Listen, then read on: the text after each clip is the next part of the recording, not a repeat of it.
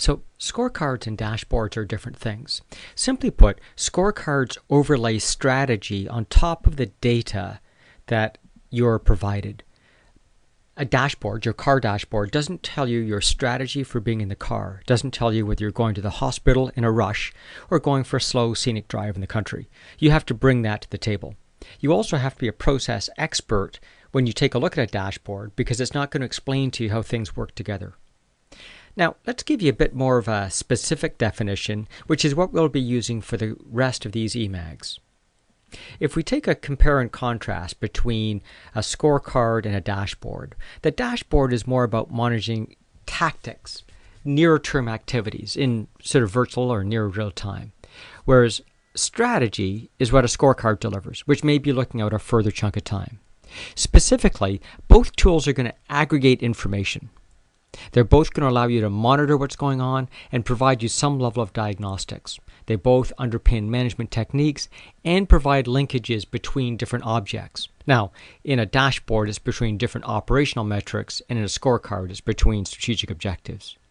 But there's other things that scorecards typically bring to the table. Things like targets, personal accountabilities or team accountabilities, most importantly, priorities, and finally, the strategy overlay itself. So if we take a look at the data that's available, there's a skew that goes on that looks a bit like this.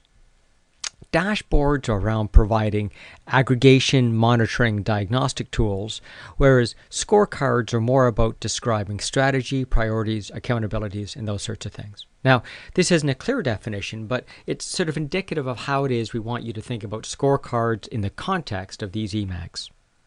If I was to do a left and right, I'd say a scorecard has a longer time frame than a dashboard. Scorecards tend to be cross-functional because I'm looking for strategic issues which inherently are cross-functional, whereas dashboards are looking at the task and scope focus and very narrow. Scorecards look at strategic priorities, whereas dashboards are looking at, critical process points. Scorecards should have a broad audience, whether they're board members, leadership team, operational managers, customers, etc.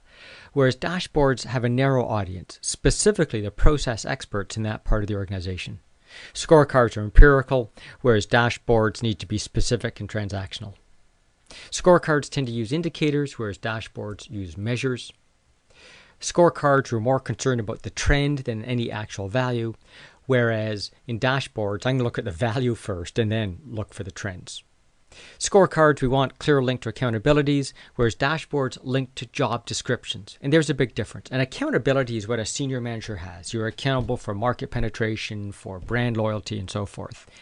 A job description is put the cups on the table. Make sure the table's clear. Make sure, those are very specific transactional and task level things I can account for with a job description.